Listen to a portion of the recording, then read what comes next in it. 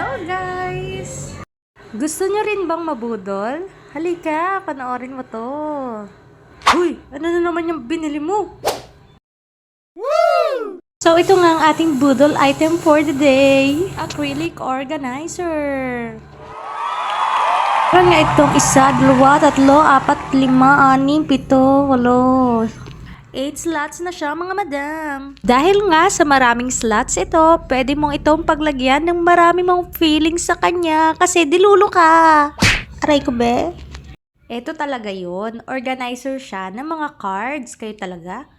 So, meron nga tayo ditong cards ng Tuna Republic discount card. Kung gusto nyo, napakarami ko nito dahil suki-suki na po tayo sa Tuna Republic. Gusto nyo humingi ay pumunta lang kayo dito sa shop. At syempre, lagayan din ng mga small items natin na ino-order dito sa shop. Sa Madam Print. Ayan, diba? So, mga madam, dito ko siya nabili sa HTFPH. Ayan talaga siya ng mga cable, pero naisip ko, pwede siya sa mga cards. Wala akong affiliate link, mga madam. Turuan mo nga ako.